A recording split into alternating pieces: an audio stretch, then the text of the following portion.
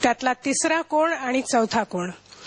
जो कोण तिसऱ्या नंबरवर इकडे येईल तो किंवा ती अर्थातच सेफ झोन मध्ये आहे.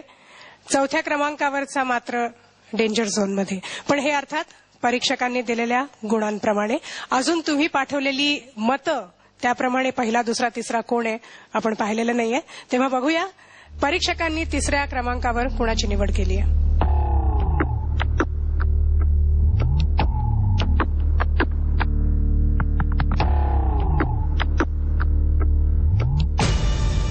अमृता. अमृता, तू तिसऱ्या क्रमांकावर आहेस म्हणजे तू सेफ झोन मध्ये आहेस. आणि असं जरी असलं तरी एक गोष्ट नक्की सांगायची आहे की मागच्या वेळेला परीक्षकांनी सगळ्यांनाच भरभरून मार्क दिले होते आणि आणि त्याच्यावरती कितीही पुढचे सूर जरी दिले गेले तरी सुद्धा ते 100 मार्कच धरले जातात. पण परीक्षकांनी नी त्याच्यानंतर वरचा सा वरचा रे असेही दिलेले आहेत. त्याप्रमाणे फक्त आजच्या स्पर्धेसाठी क्रमांक लावण्यात आले की पहिला दुसरा तिसऱ्या नंबरवर कोण येतंय. खरं म्हणजे सगळ्यांचे मार्क इक्वल आहेत. त्याच्यामुळे तुम्ही तिघही पहिल्या स्पॉटवरतीच आहात असं म्हणायला हरकत नाही. तेव्हा एकदा जोरदार टाळ्या आपल्या सगळ्या गायकांसाठी आणि wish you all the best.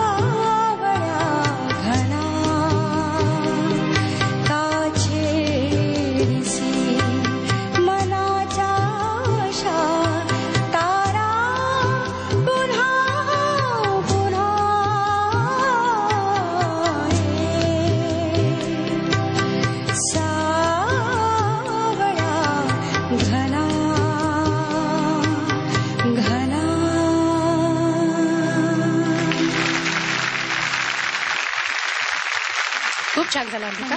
आणि खूप छान गाणं होतं हे. खूप छान गाणं. Very very nice. म्हणजे ते इतकं लगेच भिडतं हे काळजाला. Very nice. पंडितजी, गोविंदाकरांची एक ओळ आठवली तुमचं गाणं ऐकून की कथू काय काय मज वाटे आनंद मात्र मनी दाटे. तुमचं गाणं ऐकून अतिशय आनंद झाला मनाला. अतिशय सुरेल गालात, अतिशय भावनेने गालात, अतिशय समरसून गालात. बस म्हणजे एक क्षण असा आला की मीच ते गाणं झालो. फार अवघड असतं. उत्कृष्ट गालात.